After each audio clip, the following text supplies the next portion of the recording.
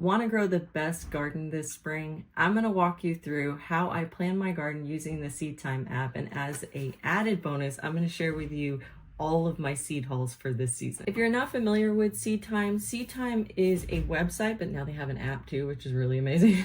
But Seedtime is a website specifically designed for gardeners and planning out their gardens.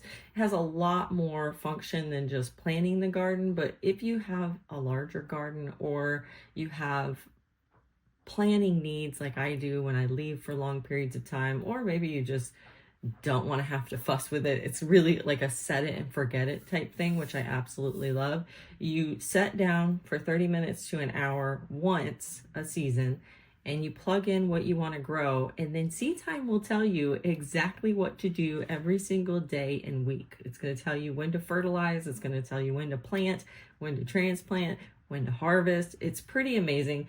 And if you had known Seedtime before, maybe you played with it in the past, they were kind of going through their growing pains about 2 years ago, and now I feel like they've really got it under control. And I feel like they've really fixed things in their scheduler that helps people like us down here in southern climates where we grow all throughout the winter, which is really cool. Because in the past, it wasn't particularly perfectly meant for people that grow year round, or for people like in South Florida that are completely frost free. So the first thing, when you're signing up for Seedtime, they do have a free version and they have a paid version.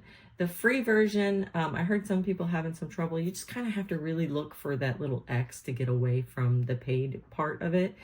So just keen eye, because they don't make it super obvious. It's like an X or a no thank you. It depends on what kind of device you're on. But you can go through with the free version, and as I show you how I set mine up, I'm going to point out the features that are free versus the features that are paid. The first thing you want to do when you're setting it up is to check your frost state or your zone. And I did this when I first set this up 2 years ago. And I realized just recently when I went to go check what they had listed as my frost dates, I'm like, my frost dates look like they might have changed. And so Seedtime had my frost date at February 18th, but I have lived here for years and I know my last projected frost date is March 15th. Now, when I'm talking about frost dates here in Florida, they're kind of like something to consider and not necessarily that I don't need to grow during frosts, because we only get a couple at most a year. So I grow through them. I just protect my plants, and they have an option for that.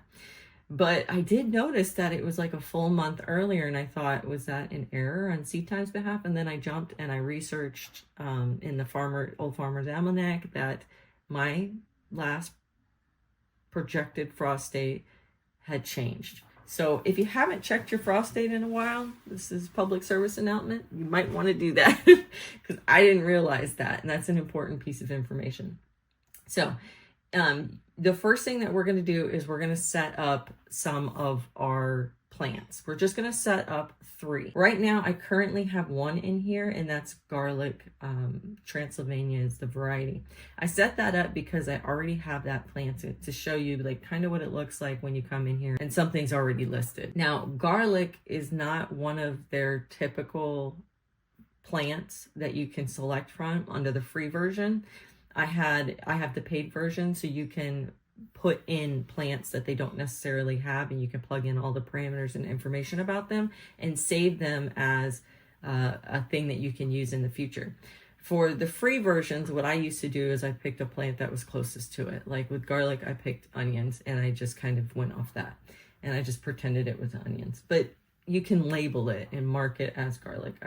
I'll show you all. Let's start out with adding one, because this is the very first step. So you're going to click the add crop, and then let's say we're going to do tomato. And they have tomatillos, determinants, and indeterminates. I'm going to pick an indeterminate tomato.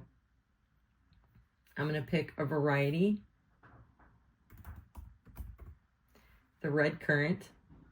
And then here is a label. You can put anything in here you want. So if this was an example where I was plugging in garlic under the paid version, I would probably write garlic Transylvania here, because otherwise onions wouldn't make sense. But normally what I put here is maybe what bed it's going to be in. The customized color, they'll automatically customize the colors. You don't have to do that if you don't want to. And then you're going to see different things here about the schedule, and you can adjust all of these things. So we're doing tomatoes. Tomatoes are transplants, so I'm cool with that. Tomatoes is a warm season, not a cold season, so I'm fine with leaving it for that. The thing here that I'm going to change is the seeding. So we're sitting, what is it? The end of January, right? And I seeded my tomatoes in the first week of January. So instead of letting this pick when I need to seed my tomatoes, I'm going to put what date I actually did seed my tomatoes. So I'm going to click on this seeding and I'm going to select manual. And I'm going to select the date, and I'm just going to put the January 6th. I don't know if that was actually the date that I did it, but I'm just trying to get it close to that period of time. 7 days before transplanting, it's going to bring up this task, which is bed preparation. And I'm fine with that. You know, that just tells me go down, make sure that there's a space clear in the bed, maybe put down some amendments into the soil or fertilizer. And then it says at 58 days from seeding, we're going to transplant. I'm absolutely fine with that. Those parameters make sense to me. Cultivating is every 14 days. I'm going to change this. You don't have to. You can leave all the parameters the same, but I don't cultivate. Cultivate just means, you know, fertilize, that kind of stuff. I don't cultivate except every 30 days. So I'm going to change this because I don't want the reminder to tell me every 30 days or every 14 days that I need to fertilize when I only do it once a month.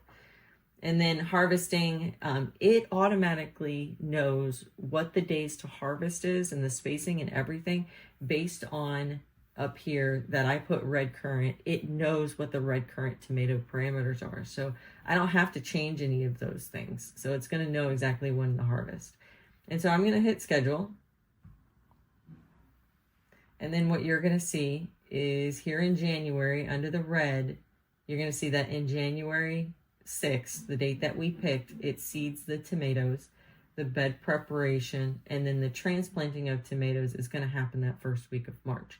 And then from there, we have the multiple cultivations, and then we have harvesting tomatoes. And the harvest window goes for a long period of time. It probably is not going to be harvestable in August. So let's go ahead and change that. So let's just click on it.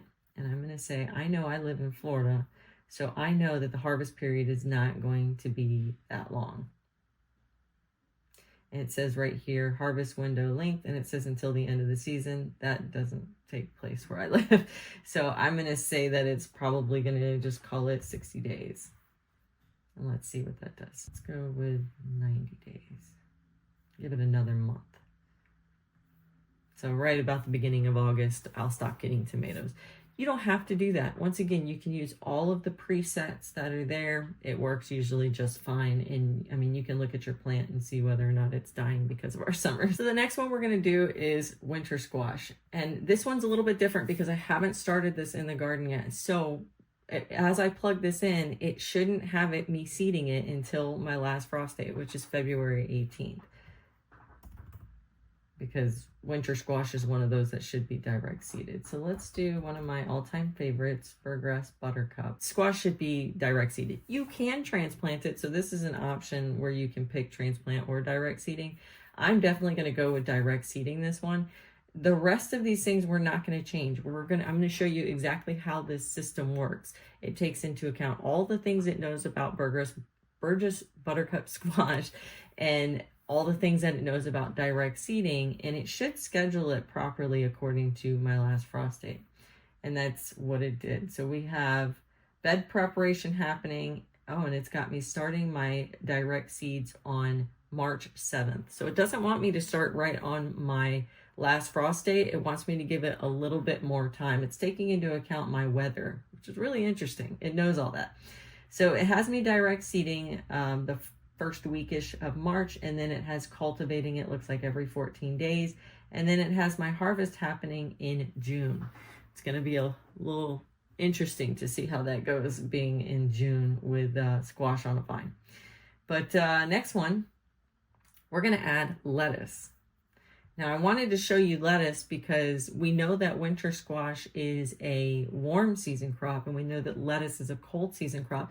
So when we tell it that we're going to direct seed the lettuce, is it going to know the difference of when it needs to start? So let's do lettuce. And I'm just going to do Salanova.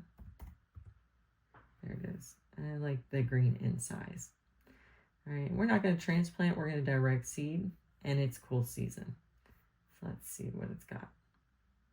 And you can see, remember our winter squash is direct seeded here, but you can see that it's starting the lettuce immediately because it knows that lettuce can grow during our season in our weather right now. It's really interesting, right? It ties in what my weather is like, what my zone is, what my frost dates, and it says, you know what? I know that you live in an area that is mostly warm and you don't get a lot of frost, and I know that lettuce can handle your temperature, and it figures out that I can direct seed my lettuce starting next week. It's giving me 1 week to get my bed prepped, and then it's like, okay, then you're going to start seeding your lettuce next week immediately. It's not waiting for my last projected frost date, because it knows that lettuce doesn't necessarily need that in my area where the weather can handle that. I think that is so cool. And if you don't know a lot about all these different plants and when you can grow them and when you can't grow them and all that other fun stuff, you can just follow its natural presets. All right, let's do another one. We're going to do beets.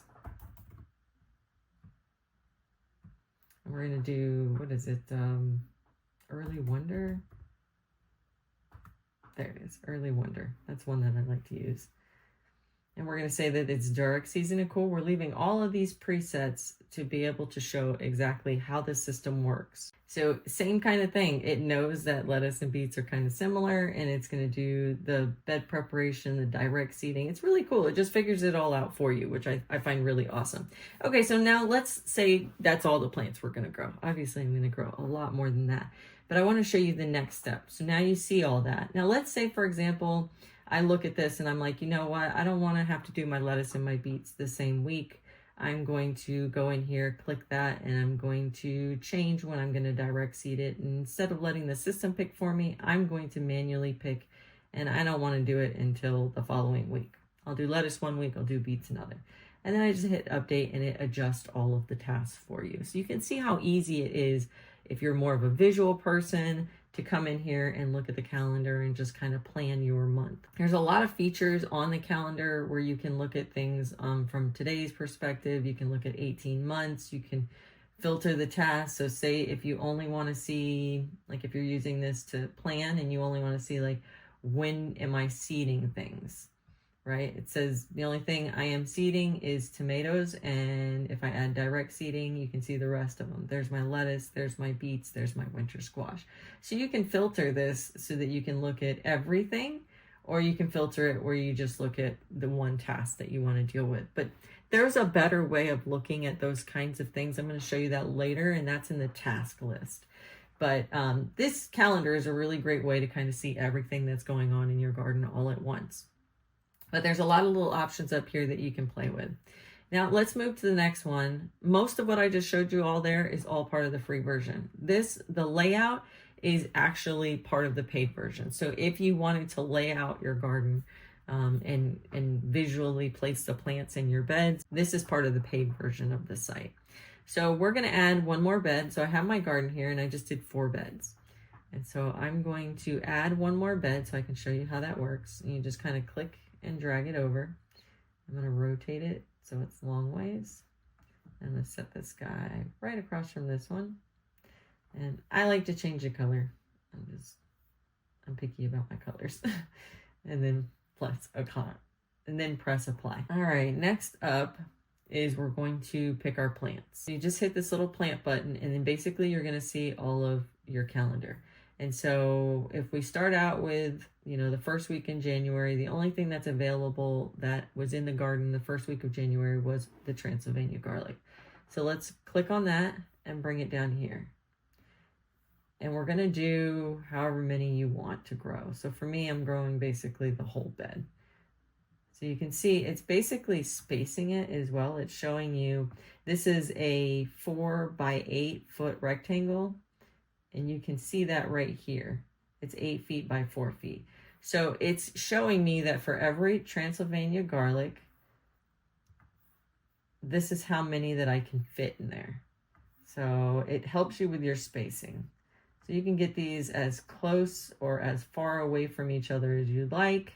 But if you were to put them like right up against each other, that's going to show you exactly how many that you can fit. If I like wedge these right next to each other, you can see I can fit probably 1, 2, 3, 4, 5, 6, 7. I'm guessing that it's probably 8 to 10 that you can fit.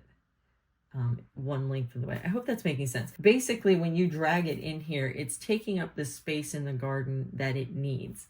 So if you space these and set them right next to each other, you're going to get the proper spacing, and it kind of tells you, let me set this one up and then I'll show you what I mean.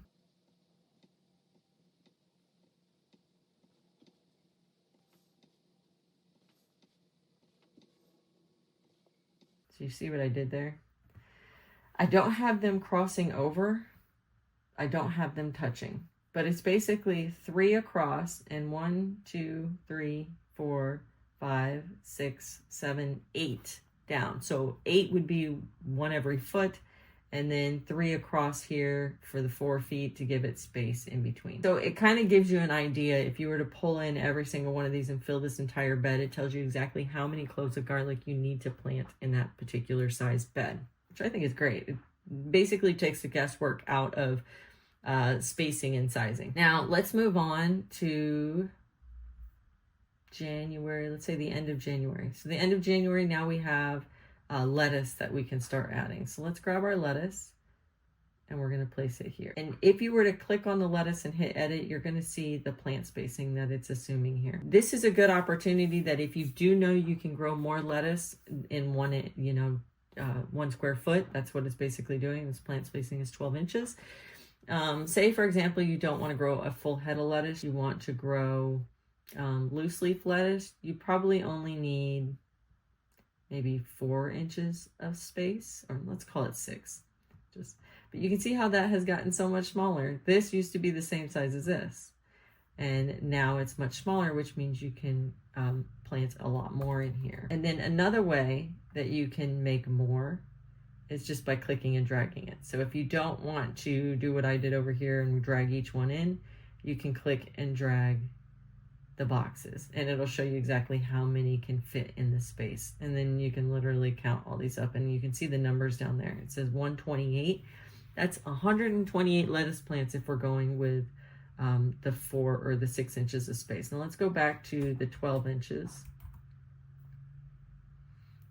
And you see that there's now 32 that can fit in that space. How cool is that, right? Spacing is always one of those things that was always hard for me when I first started out gardening. I put plants way too close together and then I wondered why I had such small harvests, and they're competing. So if you let this system figure out its spacing, use all the default settings, it will tell you exactly how many plants you can fit into one of these raised beds, these 8x4 foot beds. Like I said, you can change the size of the beds to whatever your beds are.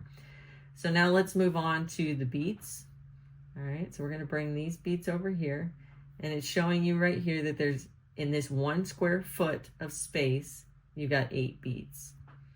And then let's click and drag this over, and let's take up like half a bed, because I know that half of the bed I'm going to use, and that basically means I can grow 75 beets.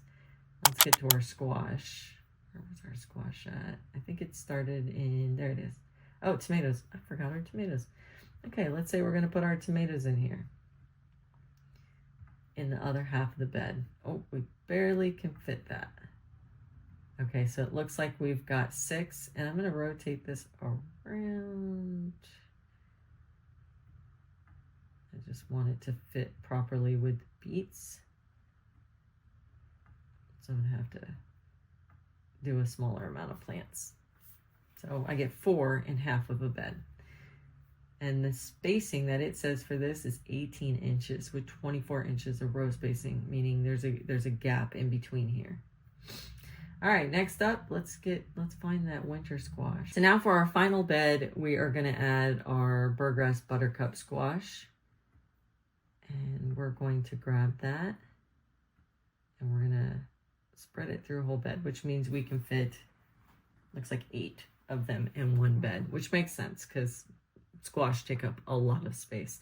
In fact, I would probably even make the space larger. I like 36 inches. So it has reduced it down. Ooh, you can only get 2 in one bed. It's not a lot. But if you go based on what they say, 24 inches, you can fit a lot more of them in there. But I kind of like having the 36 inches. So now we have all of our plants in our bed. And we can see now what our layout is.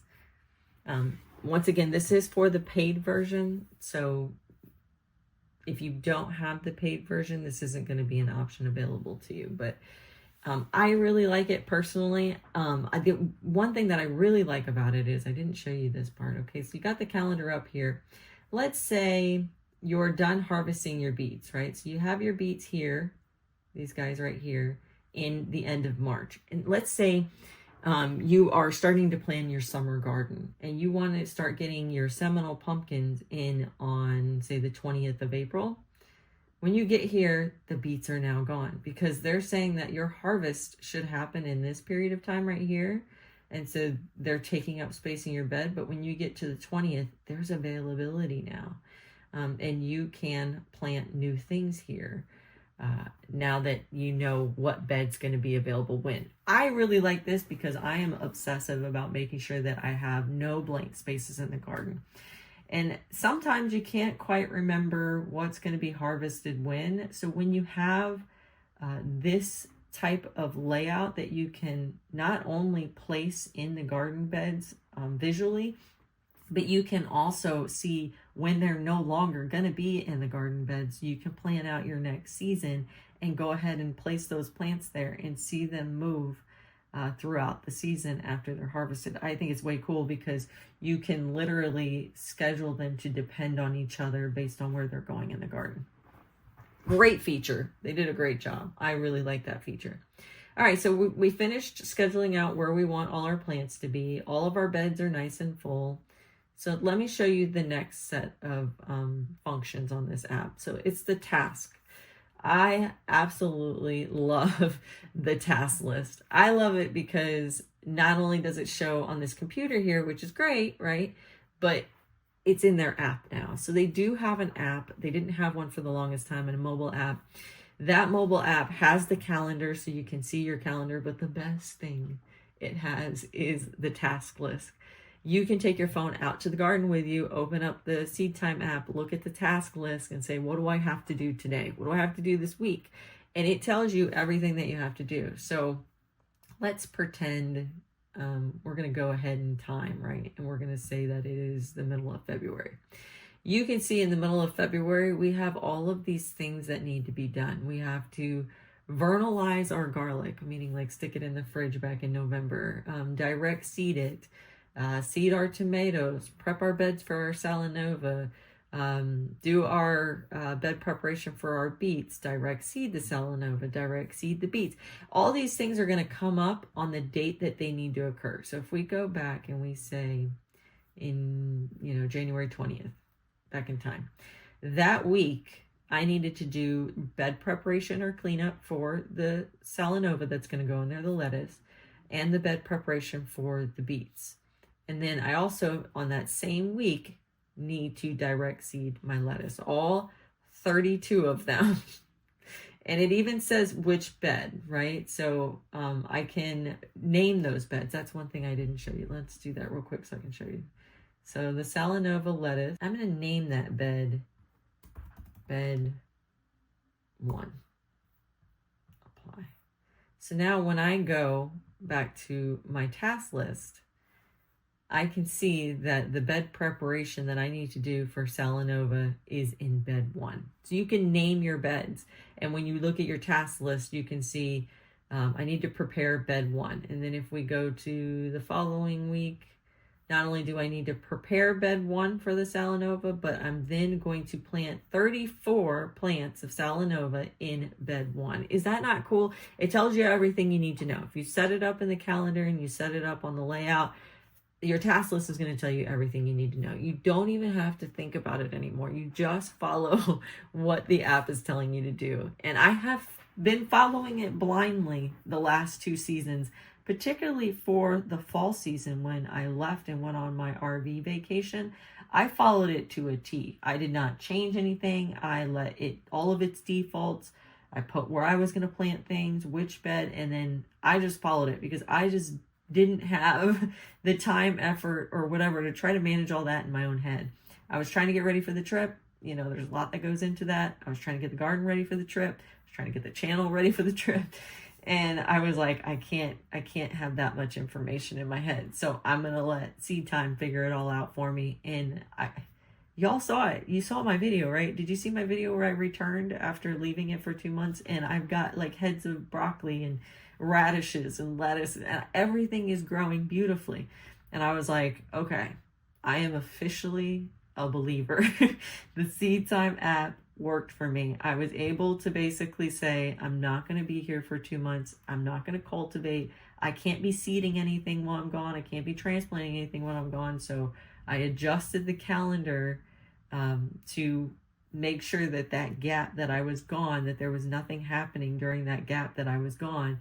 And it figured it all out for me, and it did it so beautifully, and everything grew. And I know that it's not all the app, right? There is, you know, a lot of stuff that goes into that, like making sure I have an automated watering system, making sure that my soil is healthy, lots of organic material, getting it tested. There's lots of things that go into it.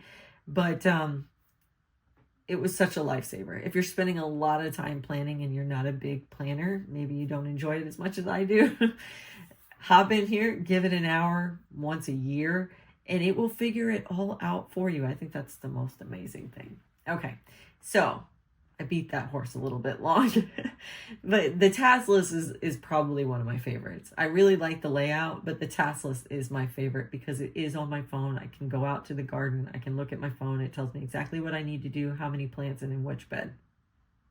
Love it. Task list is part of the free version, so thankful for that. The other things that it has here, it has journal. I don't really use this, but I know some people like to journal, and a lot of you guys have told me that you have books and you've been writing in them for years now, and you can't find anything because you've been writing in your books for years, and there's like 4 different books now. You don't know where anything is. Like, when was your last frost date? Which was it? When did you start your tomatoes last year? What was your best tomato variety? Well, they put that into a journal here. Now, I haven't used it. The last time I used it was back in 2023. But if you wanted to put all your journal entries, you could plug them in here however you want. I did it based on plant name, but you could do it based on year. It really lets you set up your notes however you want. It doesn't have to be like how I have it here. You can title them however you want.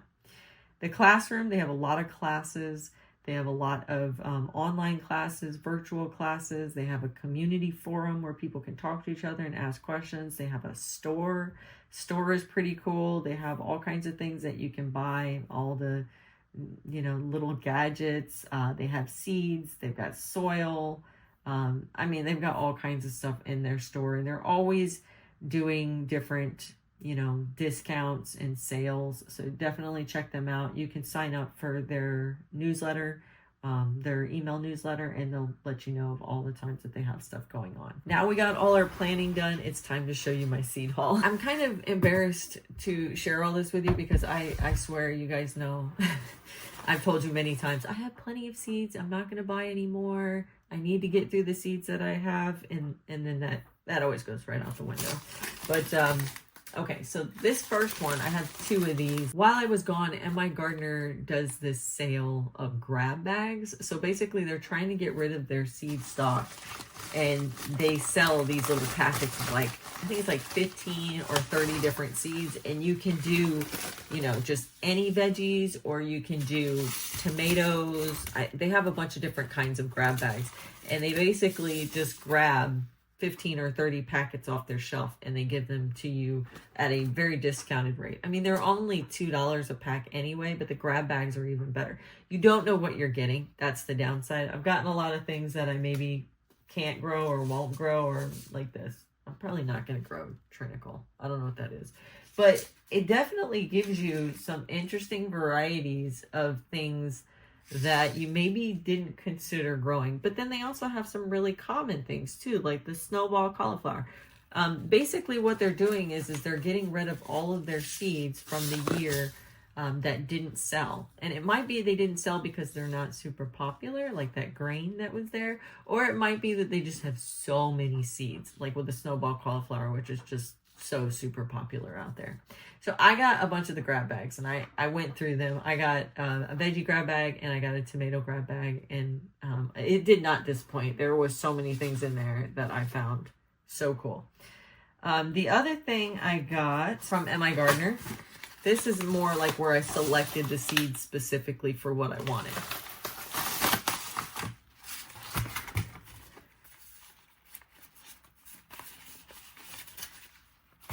So for tomatoes, I wanted to go with like cool colored tomatoes. So I did the blueberry tomato. I did the big rainbow tomato. I did the black from Tula tomato. Matt's Wild Cherry, because all you guys have told me this is amazing and I haven't tried it yet. Miniature yellow bell peppers. I also did the lilac bell pepper. I'm really into colors this year. It's part of my 2025 goals to grow like fun things, like color things. This Evening Sun sunflower, I think is gorgeous. Chocolate cherry sunflower. I'm getting ready for summer with these guys. This one reminds me of the teddy bear. This is called a Sunglow sunflower. Then I got a candy stripe zinnia. I'm doing a Blue Lake pole bean. So usually what you see is Blue Lake bush beans, but I wanted to try growing them in a pole variety. I feel like that I grow bush beans and they do really well, but I feel like they should be producing more. And I wonder if a pole bean is going to do better than a bush bean. They usually do, like when I grow beans or peas outside of green beans, not green beans. I've never grown a pole green bean. I know it sounds odd, but I've never done it. So I'm like, Blue Lake, I know that they're good for the bush beans. So let's see if a Blue Lake pole bean. And then MI Gardener always sends you free seeds. They sent me a complimentary salad bowl seed. So that's all the MI Gardener. The next one is Tomato Fest. I don't know why I buy so many tomato seeds. I went through this like last year. I bought like a ridiculous amount of winter squash. Now I'm doing the same thing with tomatoes. But Tomato Fest is I don't buy a lot of seeds from them, or I haven't in the past. But this year I bought the Kiwola Hawaiian tomato from them, and it was amazing. And I was like, oh, maybe I should try them out for more seeds. Well, I got an email from them saying, you know, there's a bunch of varieties. They're slimming down their list of tomatoes that they're offering. And so they have a bunch of seeds of some very special varieties. I think they're all heirlooms and they're organic. Yeah, they're all organic. They're all heirlooms. And they're narrowing down their catalog a little bit. So they're getting rid of some of the ones that maybe aren't as popular. I like to look through that because, you know, we have unique needs here in Florida when it comes to tomatoes. Heat, humidity, disease resistance. And in an heirloom, that's sometimes hard to find. So I was like, I'm going to go through their entire catalog of items that they're getting rid of, the unique varieties that aren't quite as popular. And I'm going to find all the ones that I want to grow, whether they're a pretty color or whether they're really designed for our Florida. So Regina Yellow was one. Violet Jasper was another. Jeff Davis. This was one meant for our area. Louisiana Pink. Pearl Harbor. It's another Hawaiian variety. I'm now getting into the Hawaiians. Texas Wild. Ozark Pink. Not really necessarily our area, but they're known to handle the humidity. Can't pronounce this one. Zizar. I believe that's a Chinese variety. I have to look that back up. Helena, this is another Hawaiian variety. Porter, and then they sent me a vintage wine as a free seed. So Tomato Fest has been one of those that I've been finding very interesting. They have probably thousands of tomato seeds there, and it took me a long time to go through the catalog to find the ones that I wanted before they no longer sell them.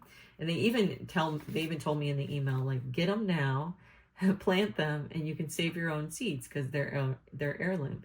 You could save your own seed and you can keep this variety long past when they no longer sell them, or maybe when nobody ever sells them again, right? That would be sad. All right, so that's Tomato Fest. The next one is Baker's Creek. So I got a few things from Baker's Creek just for uniqueness. Now, Baker's Creek and my gardener is where I get most of my seeds from. You can tell by how many seeds I got from them. And Tomato Fest is obviously where I get a lot of my tomato plants from. But Baker's Creek is where I get things that are extremely unique, right? I want to grow something different. So this one, it's called the California Tulip Tomato. It looks like a tulip. Is that not the cutest thing you've ever seen, right? And then this one, the Rebel Start Fire Prime. Look at those tomatoes. I mean, if I can get them to grow, that's going to be the most gorgeous thing. The Algae Cacucha, it kind of reminds me of the Al Duce peppers. So I was going to go with that. I also liked this lettuce, the Spotted Alepin Syrian. I thought it was pretty. Some really cool, pretty yellow and kind of reddish purple snapdragons. There's the Kajari melon, which I've heard a lot of good things about. The Oklahoma pink zinnias. I thought those would be really pretty. I'm desperately into petunias. So there's a Jeromere and the Super Bliss Cosmic Cherry. I've grown both of these. I think they're gorgeous. And then they sent some free seeds, which is some Japanese wasabi radishes. So you can see that for Baker's Creek, that's mostly just for fun. But they're really good. I like Baker's Creek because they're really good at some southern varieties. So for heat areas. Now they have stuff for northern areas too. They kind of have it for everything. But I feel like they kind of really lean into like the southern stuff, which I really like. And then my last one is going to be Johnny Seeds. These are not necessarily, I don't think any of them are heirlooms. I think all of these are hybrid things. If I've been struggling with something, I go to Johnny Seeds and I find something that does better. That's a hybrid. I mean, honestly, you can, you know, fight and try to get an heirloom to work for you, or eventually you can just say, you know, maybe my climate doesn't support some of these heirlooms and it's time to move to some hybrids. Hybrids are not the same as GMO. Don't get them confused. GMO is mainly available to farmers. It's not necessarily available to the home gardener. Hybrid just is a mixing of two plants. So it would take, you know, two different tomato plants and mix them together to create a baby, and that baby is a hybrid. That baby will not produce the same of itself. It's going to produce something different. That's basically what it just means. And so a couple of the ones, this one is not a hybrid. This is the Salanova collection. All of the Salanovas are actually heirloom lettuces. And I cannot tell you, I just can't, I'm speechless with how amazing this lettuce is. It is so heat tolerant. It grows no problem. It is it's a beautiful lettuce. It's crunchy. It's gorgeous. I love it. It comes in so many colors. I love it. I can't even, but it's expensive. The seed packets for these are kind of expensive and they don't send you a lot of seeds. I'm used to getting lettuce and there's hundreds, if not thousands of seeds in there. Well, these probably have like 20 or 30 seeds. They're very precious seeds to me because there's so few of them. They are pelletized, which is good. And I've almost always got like a 99% germination rate. I don't know if there's been a seed that I have planted that hasn't germinated on a Salanova to date. You do have to be much more particular, much more specific about growing these. You can't just splatter them out like you would a normal seed because of how expensive they are. But the lettuce is amazing. So I've got more. So this was a pack that I did, and then because this pack didn't have all of the varieties, these are the incised varieties, I wanted the Sweet Crisp and the Green Butter varieties, so I got those too. I love Salanova, guys. I can't even, no sponsorship here, just love it. Oh, and then some more green incised. Okay, and then the rest of these, oh yeah, and then I got a red butter. I'm telling you, I like it a lot. I like to grow the Silver Queen corn. I have grown the peaches and cream as well. That did okay, but I think Silver Queen just does the best in my garden. But I wanted to grow a dry corn for like decoration and, you know, to create like, I guess like cornmeal and stuff like that. Anyway, this is called Glass Gem. I think it's probably the most beautiful corn I've ever seen. They're the ones that you see during Halloween time that are dry, that have like the really cool bright purples and blue colors and stuff. It's gorgeous. Can't wait to grow that.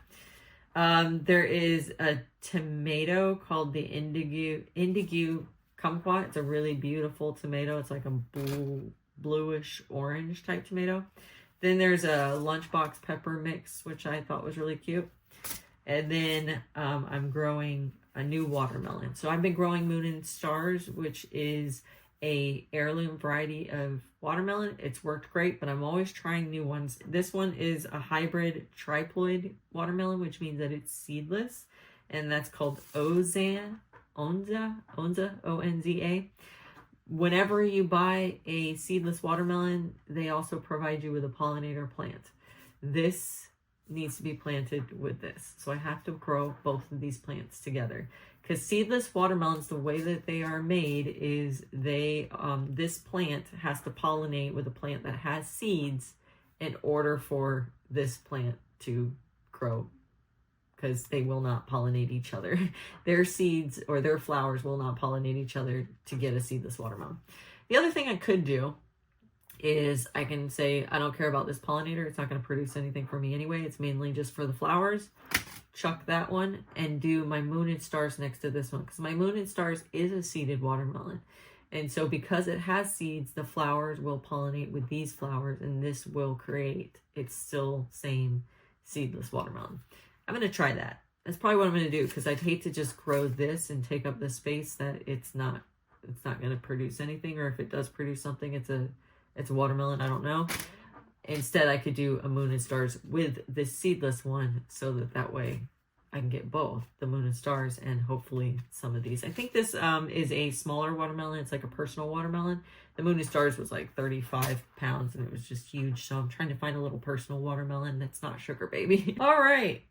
Obviously, I have some big goals of what to grow in my garden around all these tomatoes and all these really unique varieties and cool colors.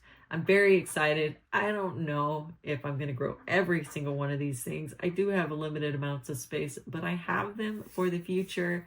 And there are 2 seasons I can grow tomatoes, so keep that in mind. I hope you had fun going through the seeds with me and learning about Seedtime. If you're interested in Seedtime, I'm going to leave my link down in the description. That's going to get you in. I think it also gives like a discount or also free seeds. I think they'll give you $5 worth of free seeds for signing up. So check that out. Use my link down in the description. Thanks so much for hanging out with me today. If you learned something cool, if you're going to give Seedtime a try, head down to the comments and let me know. Happy gardening, guys.